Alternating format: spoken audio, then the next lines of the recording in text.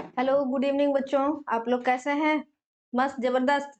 तो चलिए, पिछले क्लास में हम लोगों ने अलैंगिक जनन के विभिन्न प्रकारों को खत्म किया था। आज हम लोग स्टार्ट करेंगे लैंगिक जनन को।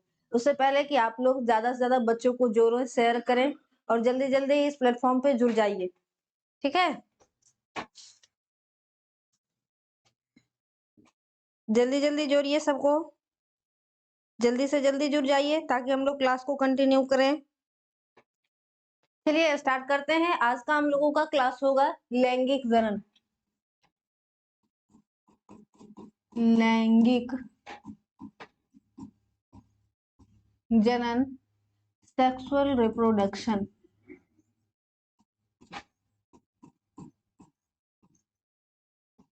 सेक्सुअल रिप्रोडक्शन, हम लोग थोड़ा सा इसके डिफिनेशन को देखें कि सेक्सुअल रिप्रोडक्शन कहेंगे किसको। तो वैसे रिप्रोडक्शन का प्रक्रिया मतलब प्रजनन की वैसी प्रक्रिया जिसमें दो अपोजिट सेक्स पार्टिसिपेट करते हैं, भाग लेते हैं। एक मान लीजिए ये हो गया नर और दूसरा क्या हो गया, ये मादा। अब क्या हुआ, नर नर युग्मक का निर्माण करेगा। तो हम लोग जानते हैं कि मानव का नर युग्मक क्या है, शुक्राणु। शुक्राणु बना दिया। और मादा जो है, मादा युग्मक का निर्माण करेगी जिसको हम लोग अंडाणु के रूप में जानते हैं। ठीक है, अब ये अंडाणु और शुक्राणु आपस में संलयित होंगे, जिस प्रक्रिया को हम लोग क्या कहते हैं, निषेचन। अब इन दोनों के मिलने से, संलयन से, निषेचित होने से एक नए संरचना का निर्माण होगा, जिस संरचना को क्या कहेंगे, युग्मनज। और यही युग्मनज आगे चल के ग्रो करके नए जीव का निर्माण कर देगा। तो ये इसी पूरे प्रोसेस को हम लोग क्या कहेंगे, लैंगिक जनन। फिर से हम लोग देख लें, लैंगिक जनन जनन की वह विधि है जिसमें दो विपरीत जनक नर और मादा की आवश्यकता होती है और उसे हम लिंगी या लैंगिक जनन कहते हैं। इस प्रक्रिया में लैंगिक अंग नर में वृषण और मादा में अंडाशय की आवश्यकता होती है। यह एक जटिल प्रक्रिया है जो किसमें होता है, उच्च वर्गीय जीवों में होता है, जिसमें क्या होता है, वृषण में शुक्राणु का निर्माण होता है अर्थात नर युग्मक का निर्माण होता है, और मादा में क्या होता है, मादा युग्मक अर्थात अंडाणु का निर्माण होता है। अब ये दोनों युग्मक आपस में संलयित होते हैं, निषेचन की प्रक्रिया होती है जिससे युग्मनज का निर्माण होता है और फिर युग्मनज वृद्धि करके नए जीव का निर्माण करते हैं। लैंगिक जनन जनन की इसी प्रक्रिया को क्या कहेंगे, लैंगिक जनन कहेंगे। अब बात आती है कि इस लैंगिक जनन को पूरा करने के लिए हम लोगों को विभिन्न प्रक्रियाओं से गुजरना पड़ता है, विभिन्न घटनाओं से गुजरना पड़ता है। तो अब हम लोग देखते हैं लैंगिक जनन के, लैंगिक जनन की घटनाएं, इवेंट्स ऑफ सेक्सुअल रिप्रोडक्शन। अब देखिए, लैंगिक जनन में हम लोगों को तीन घटनाओं से गुजरना पड़ता है। कौन कौन? तो पहला क्या हो गया, सबसे पहले निषेचन पूर्व की घटना, उसके बाद निषेचन की घटना, फिर तीसरा निषेचन पश्च की घटना। लैंगिक जनन को पूरा करने के लिए कितनी घटनाओं से गुजरना पड़ेगा, तीन घटना। कौन कौन? निषेचन पूर्व की घटना, निषेचन की घटना और निषेचन पश्च की घटना। निषेचन पूर्व की घटना को हम लोग प्री फर्टिलाइजेशन इवेंट, निषेचन की घटना को फर्टिलाइजेशन और निषेचन के बाद या निषेचन पश्च की घटना को पोस्ट फर्टिलाइजेशन इवेंट्स कहते हैं। अब हम लोग देखेंगे कि जो निषेचन की पूर्व की घटनाएं हैं ये क्या है। निषेचन पूर्व की घटना, अब हम लोग क्या देखते हैं कि लैंगिक जनन में नर और मादा युग्मक के मिलने से पहले क्या क्या चीज होता है। तो हम लोग देखते हैं कि नर युग्मक का निर्माण नर के शरीर में होगा और मादा युग्मक का निर्माण मादा के शरीर में होगा। तो निषेचन पूर्व की घटना में पहला इवेंट, फर्स्ट इवेंट क्या होगा, युग्मक जनन। युग्मक जनन, हम लोग इसको गैमीटो जेनेसिस कहेंगे। युग्मक जनन का क्या मतलब हो गया, युग्मक तो मतलब गैमीट हो गया, युग्मक हो गया, और जनन का मतलब रिप्रोडक्शन, रिप्रोडक्शन या बनना, मतलब युग्मक बनने की प्रक्रिया क्या हो गया, युग्मक बनने की प्रक्रिया को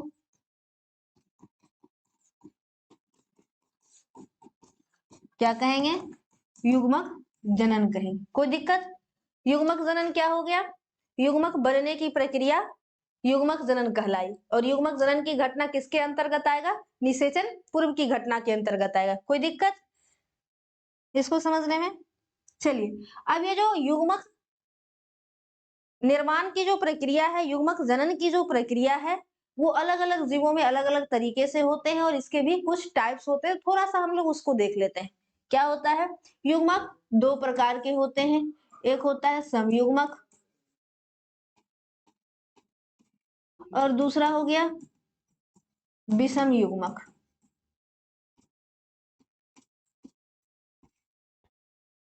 होमोगैमीट और हेटेरोगैमीट। ठीक है। समयुग्मक का क्या मतलब हो गया? वैसे युग्मक जिसका आकार और आकृति बिल्कुल एक जैसा है, इसमें हम लोग को पता ही नहीं चल रहा कि कौन नर युग्मक है और कौन मादा युग्मक है। यह एक प्रकार का शैवाल है जिसका नाम है क्लेमाइडोमोनास। अब इसमें आप लोग देख ही नहीं सकते, दोनों का शरीर और संरचना, आकार और आकृति इतना ज्यादा सिमिलरिटीज है कि इसमें पता ही नहीं चल रहा कि नर युग्मक कौन सा है और मादा युग्मक कौन सा है। तो ऐसे युग्मक को हम लोग क्या कहेंगे? समयुग्मक। ये किसके एग्जाम्पल हो गए? समयुग्मक के। अब ये विषम युग्मक क्या हो गया? तो विषम युग्मक में हम लोग इसमें आसानी से नर युग्मक और मादा युग्मक में अंतर कर पाते हैं। इसके आकार और आकृति अलग अलग होते हैं, जिससे हम लोग इसको आसानी से पहचान सकते हैं। जैसे ये क्या हो गया? शुक्राणु, और ये क्या है? अंडाणु। तो हम लोग इसको देख के ही पता कर लेते हैं कि शुक्राणु ये क्या हो गया? मानव का नर युग्मक है, और अंडाणु ये क्या हो गया? मानव मतलब मादा युग्मक है। ठीक है। और दोनों के आकार और आकृति में भी चेंजेस हैं, दोनों अलग अलग है, डिफरेंसेस है, इसीलिए ये क्या हो गया? विषम युग्मक है। ठीक है। तो निषेचन पूर्व की घटना का फर्स्ट इवेंट्स क्या था? युग्मक का निर्माण होना। तो युग्मक बनने की प्रक्रिया क्या कहलाई? युग्मक जनन कहलाई। और युग्मक दो प्रकार के हो गए, एक हो गया समयुग्मक, एक विषम युग्मक। सम मतलब बराबर, जिसमें आकार और आकृति बिल्कुल बराबर हो, जिसमें हम लोग नर युग्मक और मादा युग्मक में डिफरेंसेस नहीं कर पाए, उसको हम लोग क्या कह देंगे? समयुग्मक। और विषम मतलब क्या हो गया? अलग अलग भिन्नताएं हो जिसमें। तो इसमें हम लोग क्या देख रहे हैं? नर और मादा युग्मक दोनों अलग अलग है, आकार और आकृति में डिफरेंसेस है, इसीलिए हम लोग इसको क्या कह दिए? विषम युग्मक। कोई दिक्कत यहाँ तक? चलिए आगे हम लोग बढ़ते हैं। निषेचन पूर्व की घटना का जो दूसरा इवेंट्स है वो क्या है? युग्मक स्थानांतरण। युग्मक स्थानांतरण, गैमीट ट्रांसफर।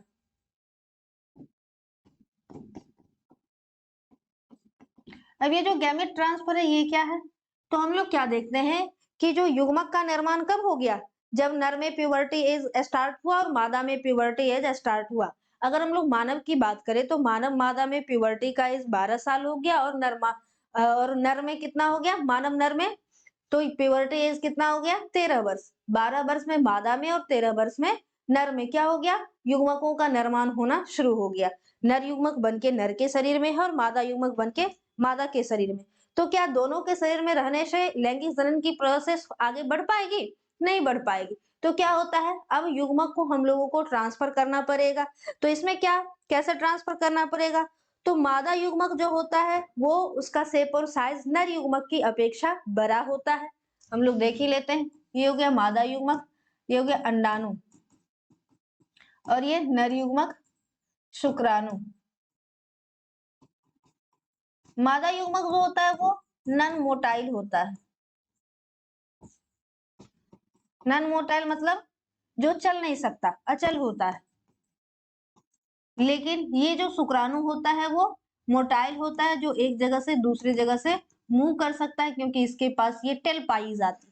तो अंडाणु जो है वो मादा के शरीर में ही बन करके पड़ा हुआ रहता है, और शुक्राणु शेप और साइज भी इसका छोटा है और इसके पास टेल है। इसके द्वारा ये मूव करते हुए मेल बॉडी से फीमेल बॉडी तक पहुंचता है, ओविडक्ट तक पहुंचता है। यही प्रक्रिया क्या कहलाएगी? युग्मक स्थानांतरण। स्थानांतरण मतलब हो गया एक जगह से दूसरे जगह जाना। किसका जाना? तो युग्मक का जाना। युग्मक जब नर के शरीर से उठ करके कहाँ चला जाएगा, मादा के शरीर में। यही प्रक्रिया क्या कहलाएगी, युग्मक स्थानांतरण। कोई दिक्कत इसको समझने में यहाँ तक, कोई दुख दर्द, कोई तकलीफ, आगे बढ़ा जाए।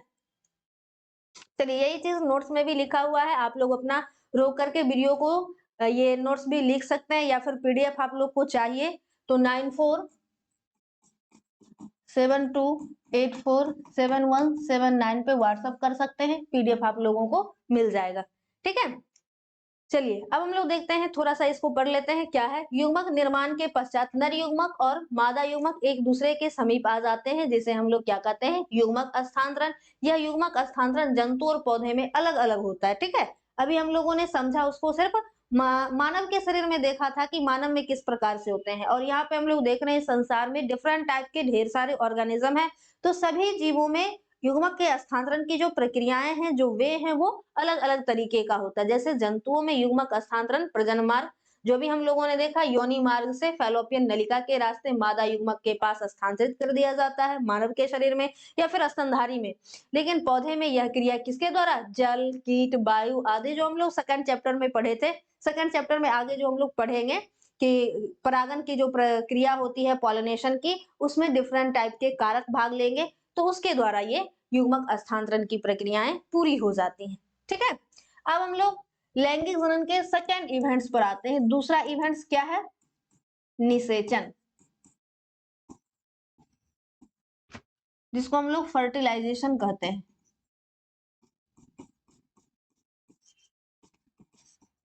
इसका दूसरा नाम सिंगेमी भी है।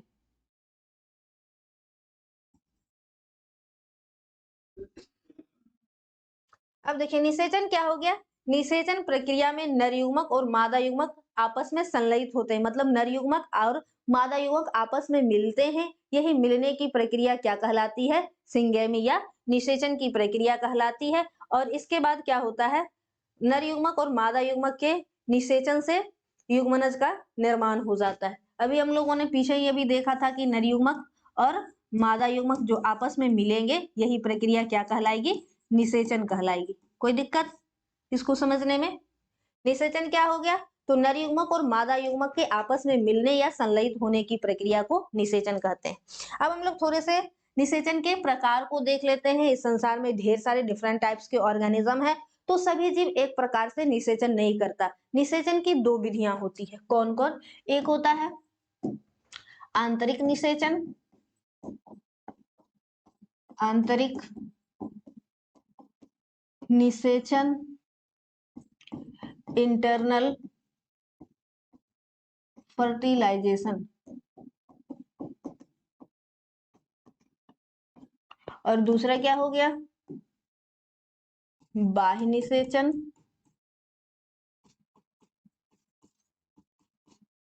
इसको हम लोग एक्सटर्नल फर्टिलाइजेशन भी कहते हैं। ठीक है, अब हम लोग फर्स्ट को देखें, आंतरिक निषेचन क्या हो गया, आंतरिक मतलब अंदर। जब निषेचन की प्रक्रिया मादा जीव शरीर के अंदर होती है, तो इस प्रकार की निषेचन को हम लोग क्या कहेंगे, आंतरिक निषेचन। जैसे कि हम लोग स्तनधारियों में देखते हैं कि मेल गैमेट जो है फीमेल बॉडी के अंदर इंजेक्ट हो जाता है, प्रवेश करता है, और फिर निषेचन की क्रियाएं मादा शरीर के अंदर हो जाती है। इस प्रकार के निषेचन को हम लोग क्या कहेंगे, आंतरिक निषेचन। जैसे स्तनधारियों में, मानव में, शेर, हाथी, कुत्ता, बिल्ली, इन सबों में देखने को मिलता है। अब हम लोग दूसरा टाइप को देखते हैं, बाह्य निषेचन क्या है, जब निषेचन की प्रक्रिया मादा जीव शरीर के बाहर होता है, तो उस निषेचन को हम लोग क्या कहेंगे, बाह्य निषेचन। अब ये बाह्य निषेचन होता कैसे है, तो जैसे हम लोग देख लेते हैं मेढक में, नर मेढक और मादा मेढक, मतलब नर जो है अपने युग्मक को बना करके इसको पानी के किनारे तल पे छोड़ दिया, फिर मादा, ये मान लो मादा मेढक है, मादा युग्मक को बना करके फिर नर मेढक नर युग्मक को लेकर दिया कहाँ, ये जलीय जीव है तो पानी के किनारों में छोड़ दिया। ठीक है, अब क्या हो गया, ये पानी के करंट के द्वारा एक दूसरे से मिले, मतलब पानी का फ्लो आया, जिसके कारण ये दोनों एक दूसरे से मिलकर के हैचिंग हुई, और फिर ये दोनों आपस में कहाँ मिल गए, मादा शरीर से बाहर पानी वाले माध्यम से पानी में मिल गए, और मिलने के बाद जब नए जीव का निर्माण हो गया, मतलब निषेचन की क्रिया हो गई। तो इस प्रकार के निषेचन को ही हम लोग बाह्य निषेचन कह दिए। आंतरिक में शरीर के अंदर, फीमेल बॉडी के अंदर, और बाहर बाह्य निषेचन में क्या हो गया, फीमेल बॉडी के बाहर। तो बाह्य निषेचन की क्रिया जो है मछलियों में, मेढकों में देखने को मिलता है, और आंतरिक निषेचन की क्रिया जो है हायर क्लास के एनिमल, स्तनधारी, शेर, कुत्ता, बिल्ली, जो हम लोग हो गए मानव, इन सबों में देखने को मिलता है। चलिए अब हम लोग लैंगिक जनन के थर्ड इवेंट्स पर पहुंचते हैं। हम लोगों का जो तीसरा इवेंट्स है वो क्या हो गया, post fertilisation events. Post fertilisation events, निषेचन पश्च की घटना। अभी हम लोगों ने क्या देखा था, युग्मक का निर्माण हो गया, युग्मक का स्थानांतरण भी हो गया, नर युग्मक और मादा युग्मक आपस में मिल भी गए, मिलने के बाद युग्मनज का निर्माण हो गया। अब उसके बाद निषेचन पश्च की क्रिया में क्या होगा, तो हम लोगों ने क्या देखा, नर युग्मक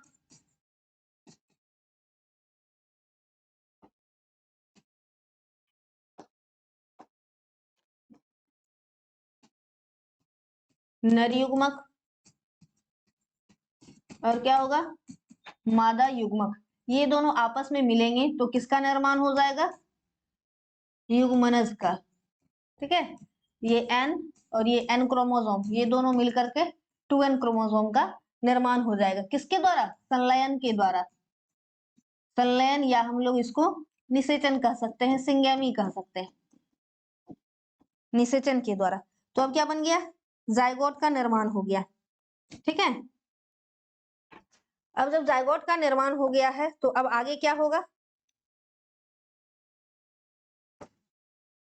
अब आगे क्या होगा, अब ये जायगोट है, ये धीरे धीरे वृद्धि करेंगे, इसमें कोशिका का विभाजन होगा, सेल डिवीजन होगा, सेल डिवीजन से भ्रूण का निर्माण होगा, और ये भ्रूण से ही आगे नए जीव का निर्माण हो जाएगा। तो अब यहाँ पर एक प्रक्रिया क्या आ गई, भ्रूण का निर्माण की क्रिया, जिसको हम लोग क्या कहते हैं, भ्रूणोद्भव, एम्ब्रायोजेनेसिस।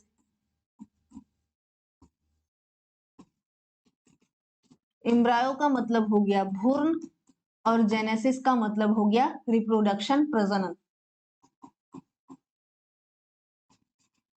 ठीक है, मतलब भ्रूण का बनना, प्रजनन मतलब बनना, तो भ्रूण बनने की प्रक्रिया को ही क्या कहेंगे, भ्रूणोद्भव।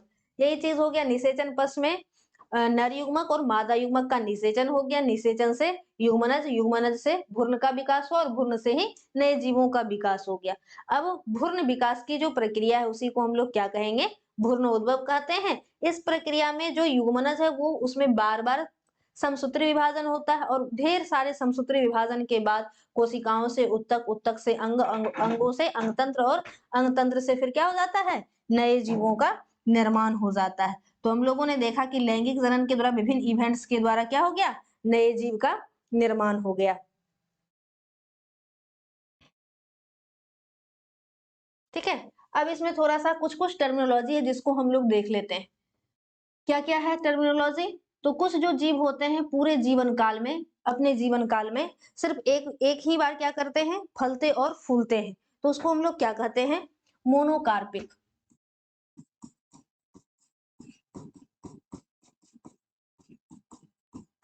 और एक होता है पॉलीकार्पिक।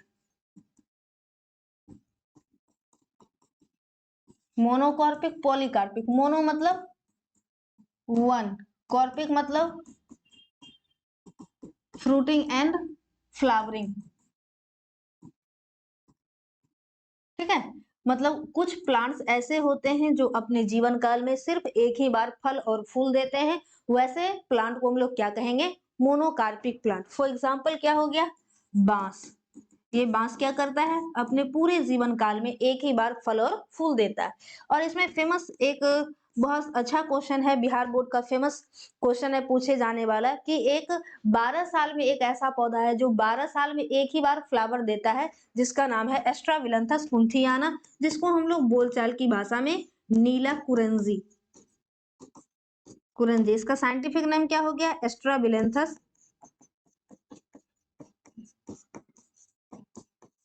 कुंथियाना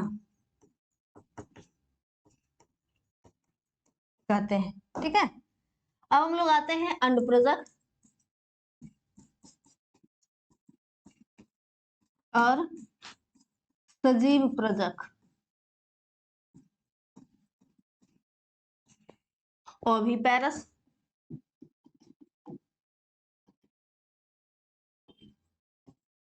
और भी पैरस। अंड मतलब क्या हो गया?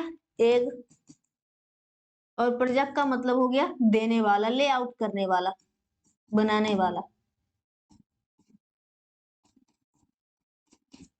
तो वैसे जीव जो क्या करते हैं, अंडे देते हैं, उसको हम लोग अंडप्रजक कहेंगे। फॉर एग्जाम्पल क्या हो जाएगा?